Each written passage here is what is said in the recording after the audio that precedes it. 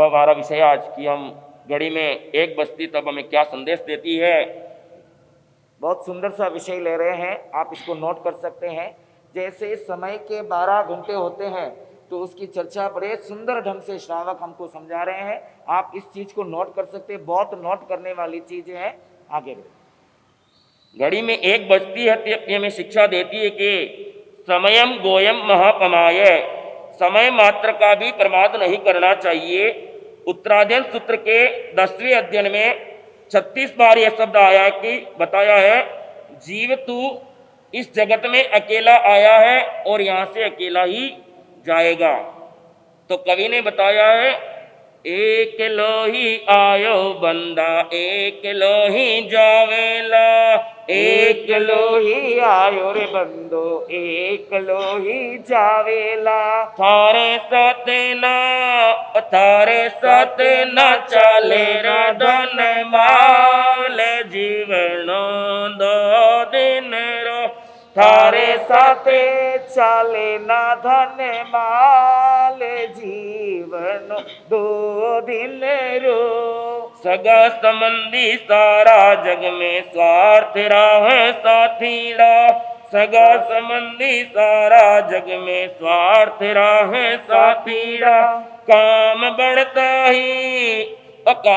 बढ़ता ही बदल देवे चाल, जीवनो दो दिन रो। जगर जिन तन रो तो लाड़ लड़ावे, बने राखरी डेरियो। इस शरीर का अपन कितना लाड़ लड़ाते हैं, तो कवि क्या कह रहा है, जिन तन रो तो लाड़ लड़ावे, बने राखरी डेरियो।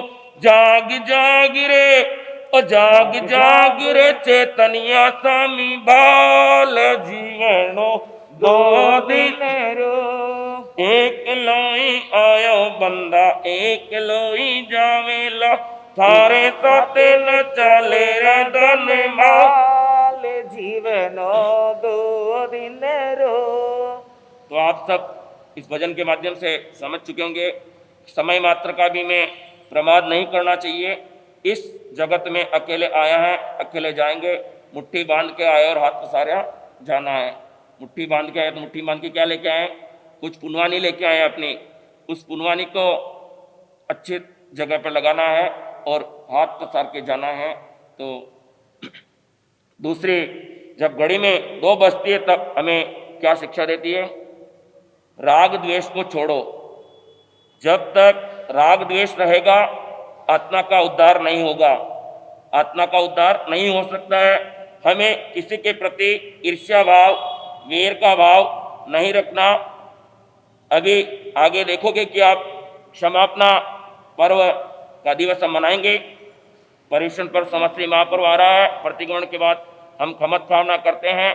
तो मैं आप सबसे यही निवेदन करता हूं कि वर्ष भर में आप एक लिस्ट अपनी तैयार कर दें कि जिसके प्रति अपना राग द्वेष है, वेर भाव है, उसको अपन क्षमा याचना करते हैं। ऐसे नहीं कि जिससे अपनी अच्छी बनती है, अच्छा प्रेम भाव है, बोलने में अपने उससे बात करने में अच्छा लगता है, उसी से बोलते हैं खमत कामना खमत कामना खमत कामना।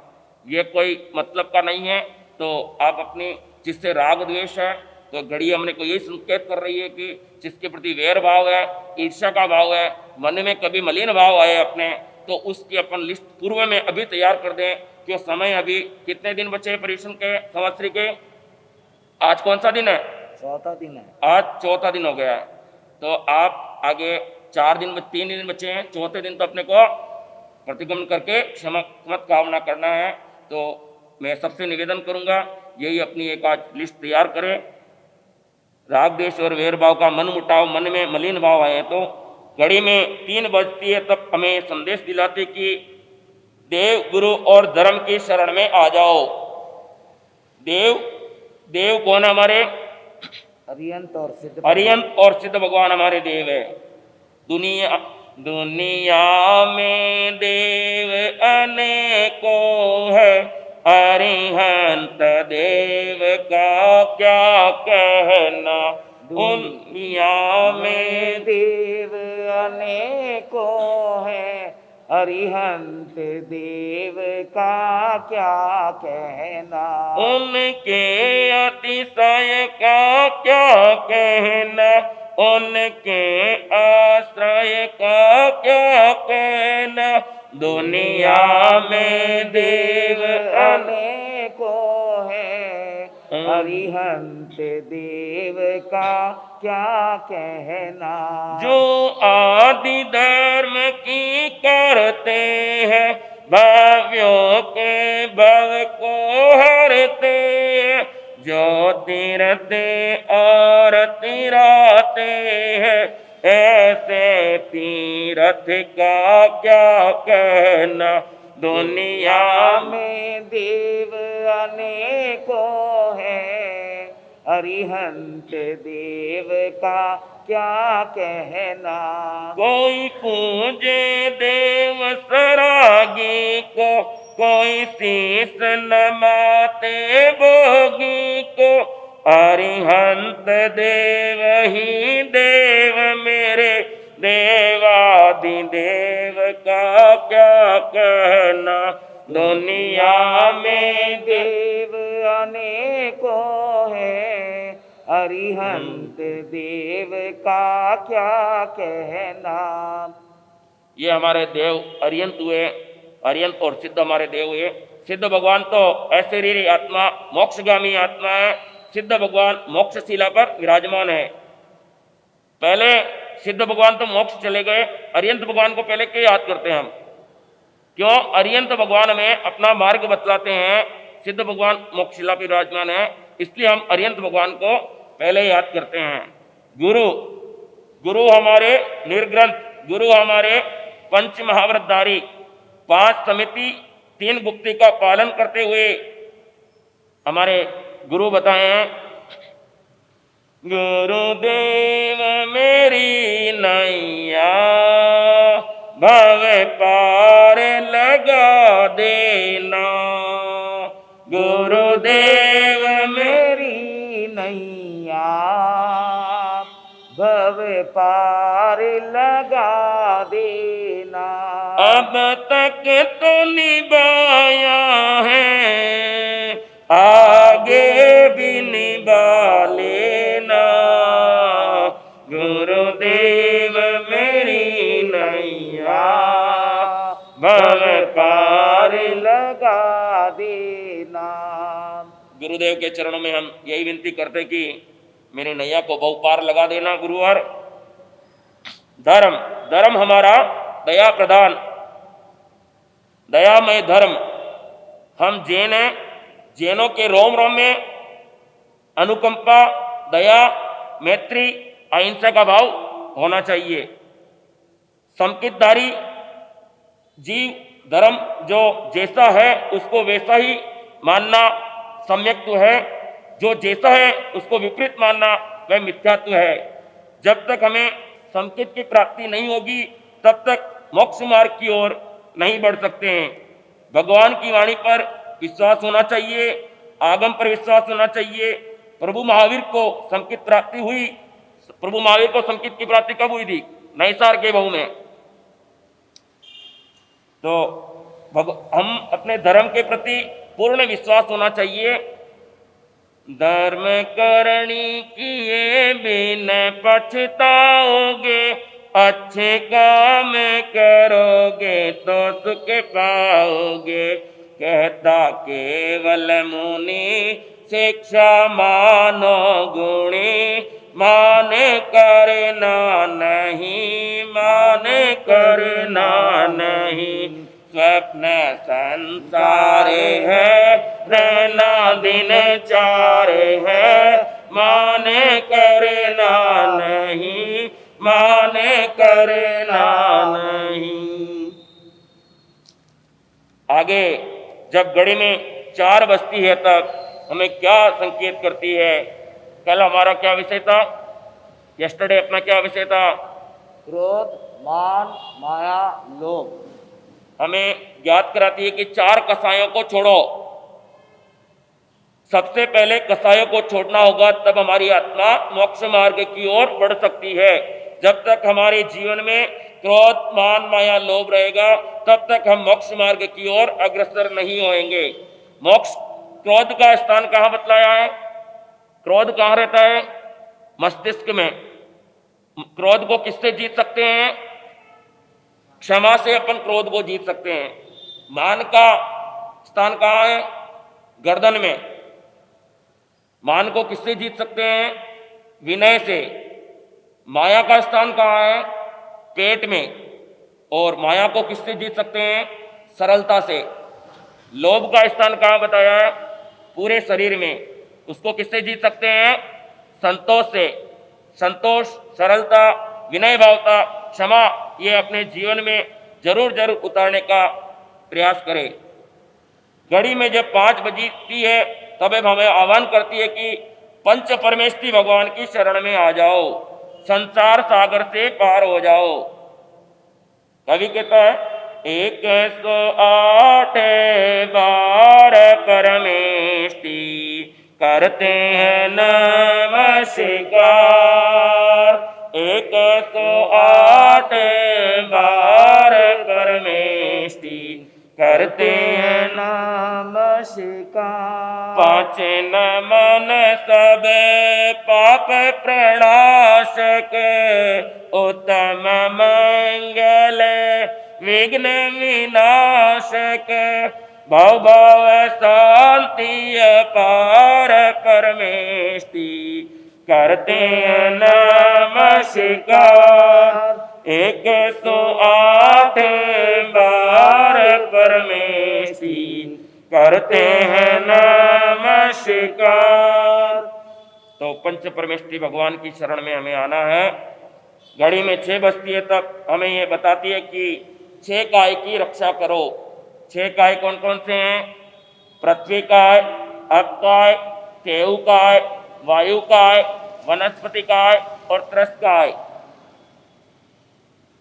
पृथ्वी काय धरती के जीव, अप काय और तेयु काय अग्नि काय के जीव, वायु काय हवा के जीव, वनस्पति यानी पेड़ पौधों, त्रस काय पंचेंद्रीय जीव। यह पर्युषण चातुर्मास आता है। 4 महीने अपने साधु भगवान गुरु भगवान एक जगह विरजते हैं। इस 4 महीनों में ज़्यादा जीवों की उत्पत्ति होती है, इसलिए अपने को भी इन 6 काय का अगर रक्षा करेंगे तो अपना जीवन उन्नत बनेगा। और आगे के और 6 घंटे, कल आज समय हो चुका है, बड़े श्रावक जी फरमाएंगे आपके सामने, तो आगे का कल लेने का भाव रखते हैं। इसी के साथ सादर जय जिनेन्द्र।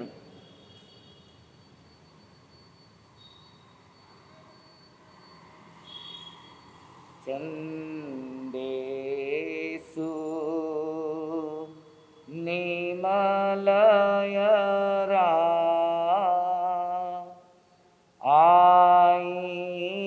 आईचेषु अयं पयासहरा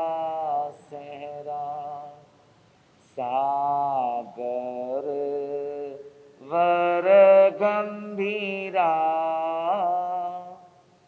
सिद्धा सिद्धिं मम दिशन्तु सिद्धा सिद्धिं मम दिशन्तु। है समय नदी की धार की जिसमें सब बह जाया करते हैं। है समय बड़ा तूफान प्रबल पर्वत झुक जाया करते हैं।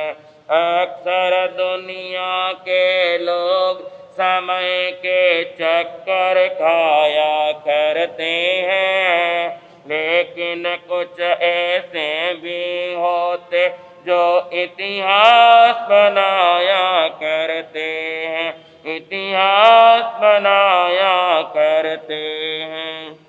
24 तीर्थंकर भगवान, पंच परमेष्ठि भगवान, जीवन निर्माता, ज्ञानदाता, परम श्रद्धेय गुरु भगवान के पावन चरणों में अत्यंत भाव भक्ति के साथ विधि सहित वंदन नमस्कार अर्पित करते हुए सुधर्म दरबार में उपस्थित सभी श्रावक श्राविकाओं को मेरा सादर जय जिनेन्द्र, नमन वंदन अभिनंदन।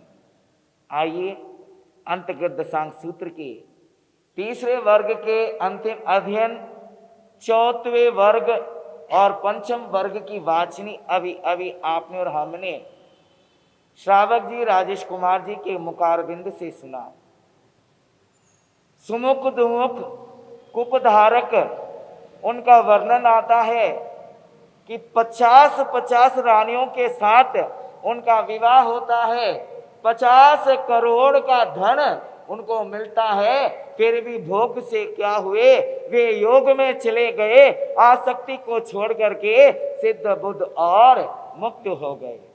फिर आगे चौथे वर्ग के अंदर वर्णन आता है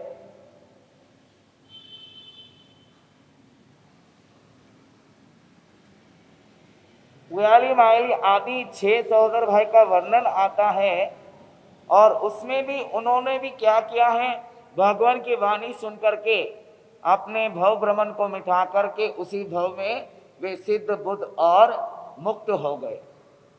अब पंचम वर्ग का जो अध्ययन हमें सुनने को मिला, कृष्ण वासुदेव भगवान से पूछते हैं कि मैं मरकर कहाँ जाऊंगा, और उसके पहले प्रश्न पूछा जाता है ये द्वार की नगरी का विनाश कैसे होगा।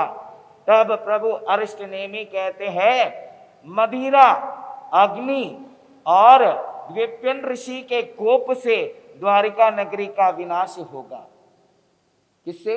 मदिरा, अग्नि और विपिन ऋषि के कोप से ये द्वारिका नगरी का विनाश होगा। उनके हृदय को बहुत दुख होता है और आगे वे पूछते हैं कि मैं मर के कहाँ जाऊंगा। तो परमात्मा कहते हैं कि वासुदेव का यह निर्णय होता है कि वे मर के कहाँ जाते हैं, देह नरक के अंदर जाते हैं।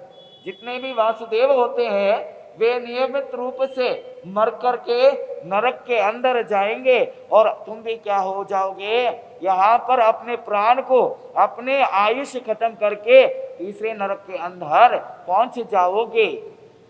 अब नरक की बात सुनकर कृष्ण वासुदेव को भी क्या हुआ, अर्थ ध्यान होने लगा। वे भी रोने लगे कि मैं क्या करने वाला हूँ, मरने के बाद कहाँ जाने वाला हूँ, नरक के अंदर जाने वाला हूँ। तब परमात्मा पुनः कहते हैं अहो कृष्ण, वहां तुम अपने काल करके 12वें नाम के तीर्थंकर, अमम नाम के तीर्थंकर क्या बन के आओगे। इस उत्सवर्पिणी काल के अंदर तुम 12वें नंबर के तीर्थंकर बनोगे। अब कृष्ण वासुदेव वहां से लौट करके अपने महल में जाते हैं। महल में जाने के बाद ये आगम, ये अध्ययन हमें क्या बोध दे रहा है, सुनने वाली बात है। कृष्ण वासुदेव तो क्या है, दीक्षा नहीं ले सकते हैं, क्योंकि वसुदेव जो होते हैं दीक्षा नहीं ले सकते हैं। पर चिंतन करना, क्या आप और हम वासुदेव हैं, क्या आप और हम वासुदेव हैं। चलो मैं आपको ये कंपल नहीं करता हूं कि आपको दीक्षा लेना है, पर सूत्र क्या पढ़ा रहा है, बारीकी से जाओ, आप चिंतन करो। यहाँ पर वसुदेव, कृष्ण वासुदेव अपने राजमहल में जाते हैं और सबको एकत्रित करते हुए कहते हैं कि जो भी दीक्षा लेना चाहता है मैं मेरी तरफ से दीक्षा दिलाऊंगा, उनके परिवार को संभालूंगा। मतलब कोई भी दीक्षा लेना चाहे आप आराम से दीक्षा लेना, आपकी पूरी परिवार की देखभाल मैं करूंगा। तो ये सूत्र क्या संदेश देता है कि आप भी अपने घर में अगर कोई भी धर्म कार्य करता है, चाहे वह दान हो, शील हो, तप हो, चाहे वह सामायिक की, चाहे वह प्रतिक्रमण की, संवर की क्रियाएं करते हैं, तो बाधाएं नहीं देना है। क्योंकि सामायिक भी मैंने पूर्व में कहा है वह भी एक चारित्र। चलो जाव जीवन की हम सामायिक ना ले सके, पर घर में जब आपकी श्रीमती हो, आपके बेटे हो, आपके माता पिता हो, या जो कोई भी सामायिक की आराधना साधना करना चाहते हैं, तो उनको कभी अंतराय मत देना। कृष्ण वासुदेव की तरह हमें भी क्या करना है, उनको सुख पहुंचाना है। ये संदेश ये सूत्र देता है। पर आपने और हमने इस सूत्र को ऐसे ही सुन के छोड़ दिया कि वासुदेव के लिए है, कृष्ण का ही वर्णन है। पर ये वर्णन हमें क्या संदेश दे रहा है? जो कोई भी मेंबर हो, जो कोई भी परिवार का हो, हमारे समाज का हो, अगर वे धर्म कार्य करने के लिए तैयार है तो हमें बाधा नहीं देना है, अंतराय नहीं देना है, और उनका क्या करना है? सहयोग करना है। आगे वर्णन आता है, पद्मावती रानी जो कृष्ण वासुदेव की रानी थी, उसको क्या होता है? वैराग्य आता है। और कैसे कृष्ण वासुदेव, सुंदर सा वर्णन अभी आपने सुना कि कैसे उनकी पालकी सजाते हैं, 108 कलश के द्वारा उनका क्या करते हैं? अभिषेक करते हैं और उनको दीक्षा दिलाते हैं। और पद्मावती माता, वो जो रानी जो थी, वो दीक्षा लेकर के कैसे अनेक तप करते हुए 1 मासा संतारा करके 20 वर्ष की दीक्षा पर्याय पालन करके वो क्या होती है? सिद्ध, बुद्ध और मुक्त होती है। ऐसे पूरे आगे और रानियों का वर्णन आता है, गौरी, गांधारी, इन सब का वर्णन आता है, जो एक समान होते हैं, जो क्या है? अरिष्ट नेमी परमात्मा के प्रवचन को सुनकर, कथा, धर्म कथा को सुनते हुए अपने जीवन को क्या करते हैं? सिद्ध, बुद्ध और मुक्त करते हैं। तो यह संदेश दे रहा है कि हमें अपने परिवार का, अपने समाज का, अपने संघ का अगर कोई भी मेंबर धर्म के अंदर जुड़ता है तो उसको जुड़ने में सहयोगी बनो। बात समझ में आ गई? सहयोगी बनो। और देखिए, हम पूरे 3 दिनों से हमने सिर्फ राजकुमारों का वर्णन सुना, और इस पंचम अध्याय के अंदर रानियों का वर्णन आता है कि रानियां भी क्या करती है? उसी भव के अंदर सिद्ध, बुद्ध और मुक्त हो जाती है। और ये पंचम अध्ययन तक ये क्या है? प्रभु अरिष्ट नेमी तक का जो है यहाँ पर इसका विश्लेषण आता है। कल से जो छठा वर्ग शुरू होगा वह भगवान महावीर शासन काल के अंदर हम देखेंगे कि किन किन भव्य आत्माओं ने क्या किया है। उसी भव के अंदर संयम लेकर के वे क्या हो गए? सिद्ध, बुद्ध और मुक्त हो गए। वे समय आने पर कल हम इसकी चर्चा करेंगे। आइए आज जन्म वाचन कल्प सूत्र के माध्यम से यहाँ पर जन्म वाचन यानी कि कल्प सूत्र की जो परिपाटी होती है, तो यहाँ पर क्या होता है? प्रभु महावीर स्वामी का जन्म वाचन किया जाता है।